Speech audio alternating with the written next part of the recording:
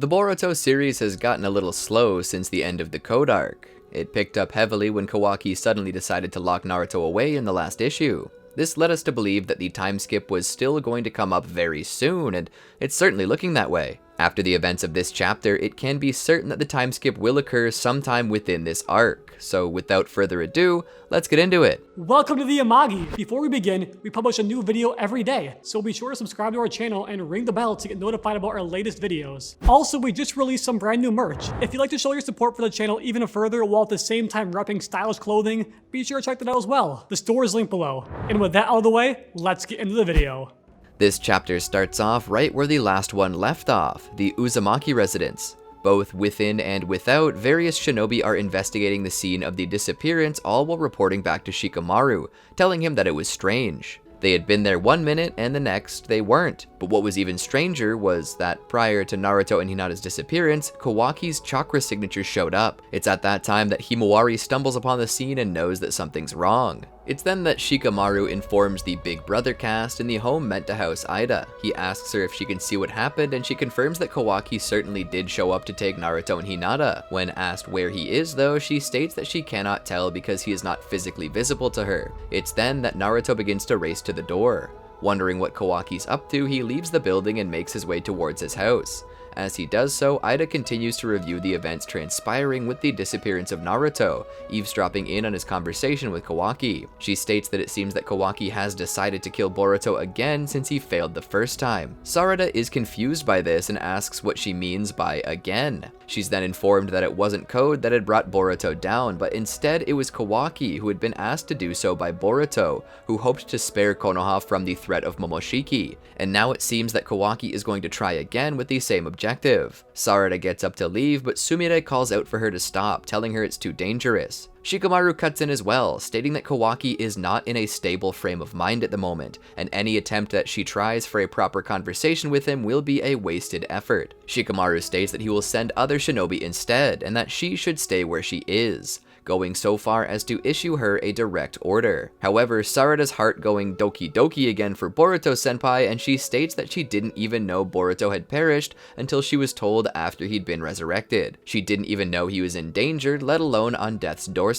She states that she can't wait again and will go after him and breaks orders to chase him down. Elsewhere, Boruto is racing home, taking the Hokage monument as a shortcut. As he reaches Naruto's face on the monument, he's almost caught by Kawaki's Daikokuten. He raises his hand and absorbs the jutsu. Kawaki appears disappointed, thinking how easy it could have been if Boruto had simply just been sealed away like Naruto and Hinata. Boruto catches himself and skids to a stop, turning around and demanding to know what Kawaki's done with his parents. Kawaki then drops a cube and some chakra rods and states that he used Daikokuten, a jutsu that sends whatever passes through to another dimension where time does not pass. In other words, he says that Naruto and Hinata will not grow a day older, starve to death, or anything. He reassures Boruto that his parents are safe and sound, but sadly states that Boruto will never have the chance to see them again. Right at this moment, Kawaki summons more cubes above the head of Boruto, who just barely notices and gets out of the way. Kawaki uses this destruction to reposition himself to a far better place and proceeds to attack Boruto from behind, transforming his hand into a massive claw. He attempts to smash Boruto with it, but Boruto manages to catch it using his kunai, and demands to know what's gotten into him. Kawaki tells him that he's doing this because Boruto is an Otsutsuki now. Boruto scolds him for being ridiculous and warns him that he should stop, telling him that everyone else will be there shortly. Kawaki says this is precisely the reason why he can't make small talk with him. He then tries to crush Boruto under the weight of his massive hand. However, Boruto escapes this fate by awakening his karma seal, which allows him to break through and absorb some of Kawaki's chakra. He calls Kawaki an idiot and says that it seems words would not cut it, a sentiment Kawaki shares. Back at the Hokage's office, Amato sits, stunned after hearing that Kawaki had attacked Naruto. He asks the shinobi there for more information and is told that he's trying to take in new information and asks for a second to get it all straight. Amato believes it has to be some kind of mistake, but the shinobi tells him that it's not, saying they wish to question him, but the Sukuna Hikona makes such a thing hard as they can't hold him down. The shinobi then says that as bad as they hate the idea, if they can't get him to cooperate, they may be forced to take more drastic measures to ensure he's stopped. As the battle between Kawaki and Boruto continues, Kawaki attempts to crush Boruto once more with his beefy mitt, but Boruto narrowly dodges it and begins begins to weave hand signs, utilizing a lightning release jutsu which Kawaki narrowly avoids by using body flicker. He repositions himself above Boruto and kicks him in the face, sending him skidding. Kawaki sees an opening and attempts to take it, rushing forward to strike Boruto when he has nowhere to go. However, in that moment, Sarada shows up and stops the attack with her great fireball jutsu, which Kawaki must absorb as to not receive damage, thus sparing Boruto for the moment. Both boys look up at her as she calls down to Kawaki to surrender and reconsider what he's doing. Kawaki simply states that he will tell her only once that if she does not wish to die, then she must keep her nose out of their business where it belongs. This befuddles Sarada, who can't believe it. Boruto then calls out to her to run away, telling her that Kawaki means business, and if she interferes, he really will kill her. There's no way that Kawaki will listen to what she has to say. It's then that she jumps down in front of Boruto, telling him that because Kawaki is willing to kill her and Boruto, that is good enough reason for her to stay, especially considering that she hopes to one day be a candidate for Hokage. Kawaki scoffs at this, scoffs at Shinobi, scoffs at the Hokage's office, and states the simple truth that Shinobi truly are destined to die early deaths. He forms a scythe with his arm and then swings it out at Sarada, but at that moment Boruto pushes her out of the way. As they hit the ground and the dust settles, Sarada opens her eyes to see that Boruto has been hurt, a massive scar running across his eye. And there we have it, boys and girls. Boruto finally got that scar he was sporting in the time skip. Considering where this battle is taking place, what has happened to Naruto and Hinata, and the fact that Boruto now has a scar across his eye, this means that we're drawing closer to the time skip. The author is dancing all around the scenario and hinting it to us. This means that very soon, Boruto will awaken as Jogan and we can finally see in canon what this thing is really capable of. While we're still probably a ways away from that, it's still nice to see how close we really are. It's like looking out over the sea and seeing the island drawing closer. You don't know how big the island is or how far away, but slowly seeing it rising over the horizon and drawing closer, that's what this is like, and I'm so excited that I can barely stand it. Anyway, Sarada calls out to Boruto about his eye, and he states that he's fine, and that Kawaki is really meaning business. Sarada continues to check on Naruto as Kawaki draws closer. Kawaki offers Sarada one last chance to butt out of their business before he kills her. Just then, a stretched out hand grips onto Kawaki's body and holds him there as his shadow is pinned down by Shikamaru's shadow paralysis jutsu. Looking over his shoulder, Kawaki notices Shikamaru and Mitsuki standing above them, and Shikamaru sighs in relief, being grateful that his clan's secret technique is capable of even stopping use of Sukuna Hikona. All the while, Mitsuki holds tight to Kawaki's left hand, ensuring that he can't use it to absorb the shadow paralysis jutsu, telling Kawaki that even if he killed Mitsuki, he would still be holding tight. Sasuke then appears out of the blue, standing in all of Kawaki's personal space, his sword pressed against his throat. He tells Kawaki that this has gone far enough and he'd prefer not to kill him, but if he resists, a simple flick of the wrist is all it would take. Sarada is surprised to see her father. At that time, Konohamaru appears behind Boruto and grips onto him, stating that this situation is unbelievable, asking if Boruto's okay. Shikamaru then confronts Kawaki and says that what happens next totally depends on Kawaki's response. He asks what he did to Naruto and Hinata, and Kawaki states that he only did what he had to do for the sake of Naruto and the rest of the village. At this point, Shikamaru is completely lost. He questions this, asking how he could be doing this for the village when all he's doing is sowing chaos at every turn. Kawaki states that all he can say is that he knew nobody would understand what he's doing, and that he's not going to bother wasting time attempting to explain it to anyone. He then says that if Shikamaru doesn't like what he's doing, then he can just kill him and get it over with. Shikamaru curses and states that Kawaki is just flat out irredeemable. At that moment, something changes in Boruto. Suddenly, Boruto opens his eye and it's shifted to a Byakugan, telling us exactly who's in the driver's seat. Konohamaru, Sasuke, Kawaki, and everyone else can sense the change in Boruto, realizing that someone else has just awakened. Kawaki exclaims that it's Momoshiki as Boruto's seal-covered hand draws closer to him. But in a most unexpected turn of events, instead of attempting to kill Kawaki, he helps free him by using the karma to absorb Shikamaru's shadow paralysis jutsu. With that out of the way, Kawaki suddenly reactivates Sukuna Hikona and disappears out of everyone's sight. He suddenly reappears atop the Naruto head carved into the monument as everyone looks at him. Kawaki looks up as Momoshiki looks at Kawaki out of the corner of Boruto's eye. Momoshiki asks Kawaki if he truly wants to kill him, saying that if that's the case, Kawaki cannot be taken down here. A confused and angry Kawaki demands to know why Momoshiki's helping him. What could he be getting out of this? He demands to know what Momoshiki is plotting. Momoshiki refuses to answer, saying that he doesn't have time for an explanation unless Kawaki wishes to waste the one chance he has given him. He then tells Kawaki to hit the bricks or he'll be captured once more. A confused Kawaki just stands in awe of this. Suddenly, Mitsuki attempts to grip him once more with his long snake arms, only for Kawaki to once more disappear through use of Sukuna Hikona. Cursing this, Mitsuki sorrowfully informs Shikamaru that Kawaki escaped. Shikamaru tries to look on the bright side, stating that Kawaki has been using Sukuna Hikona a lot recently, among other techniques, and must surely be running low on chakra. He says that Kawaki cannot hide forever, and when he finally makes his appearance, that is when they'll strike. He then commands all hands on deck and to spread out to find Kawaki by any means necessary. Sasuke looks over at Boruto and wonders to himself what in the world Momoshiki could be up to. Why save the boy that wants you dead? It's then that Momoshiki, looking down over the village, seems to grow drowsy. Slowly, his eye closes and Boruto almost passes out at that moment, but is caught by Konohamaru, who helps him stay upright. Boruto opens his one good eye and looks around in confusion. Mitsuki also rushes down to his side to check on him. Sarada then rushes over as well, feeling really guilty.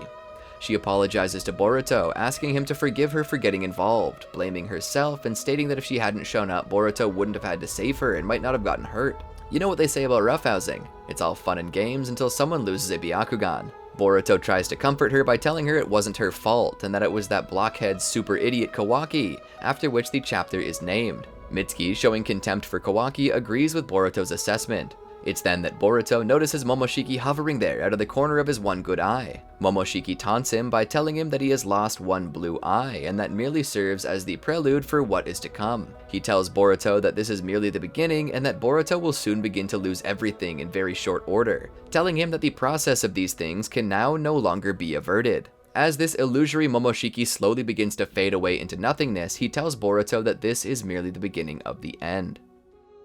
I have to say, this chapter was everything I expected it to be.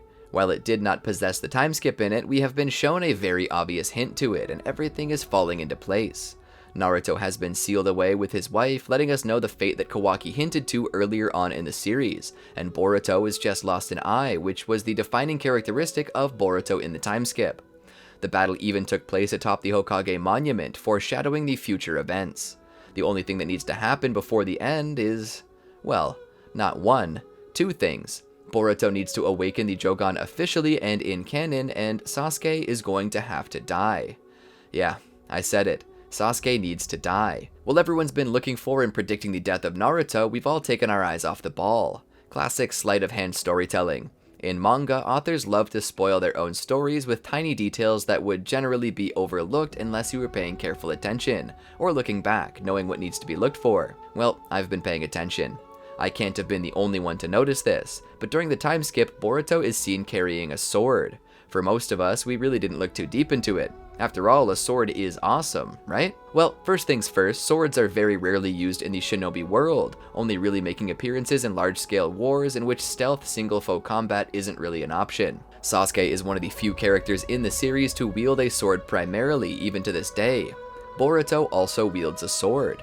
I know that Boruto loves Sasuke and idolizes him as his hero, but in reality this isn't true because the secret lies within the blade itself. The sword Sasuke uses now and the sword that Boruto uses in the time skip are the same sword. Did I blow your mind? Or am I just being really slow to this realization? You see, Sasuke is not using the sword of Kusanagi anymore, which is a shame because that sword was flat out awesome. Instead, he's wielding a new blade, and that blade just so happens to be the exact same one Boruto used in the time skip. Same blade, same guard, same wrapping for a grip. While I suppose it is possible that this is merely another sword that looks like Sasuke's, it is also true that Sasuke is nowhere to be found in the time skip. Naruto's in danger, and Kawaki is the only person who can find him, so why the heck isn't Sasuke up there with Boruto? The fact that Sasuke is absent, along with many other characters, possibly referencing the loss that Boruto will face, leads me to believe that Sasuke is going to have to die, and when he does, he will pass forward that blade to his student. After all, this story takes a lot from the original Naruto series. Boruto and Naruto are similar. Sasuke and Kawaki have similar functions. It's a slight retelling of the Naruto series in its own way. Boruto and Momoshiki's relationship even mirror that of Naruto and Kurama's in a way. But you know what that means? Naruto has a teacher too who wasn't his squad leader, and that teacher was Jiraiya.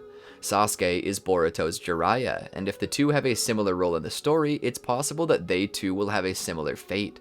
So I'm predicting that Sasuke dies.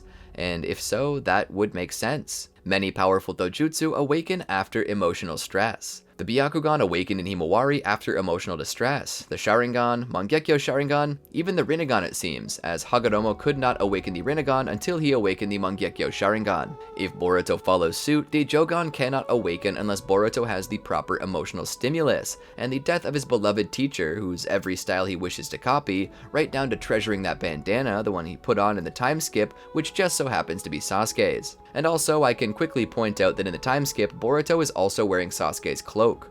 I'm hedging my bets. I'm betting all these Sharingan embedded in my right arm that Sasuke is not going to see this battle. Naruto isn't the one who will die.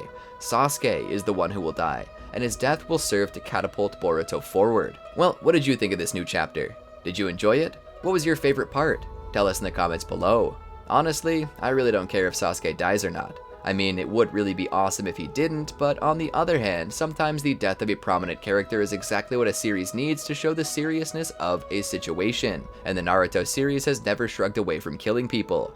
The death of Jiraiya, Itachi, all of these deaths, despite us hating to see a favorite character go, we accepted it as a beautiful part of their story, because with their death, their spirit empowers the hero, and in that way, while we're sad, we can't help but smile and breathe a sigh of satisfaction at a perfect ending to a perfect story about a shinobi who was born, lived, and died on the field of battle. And besides that, I estimate that we'll also get to see the Jogan soon as well, and I can't wait to see what this most reputed among the Otsutsuki Dojutsu can really do. Did you enjoy our video?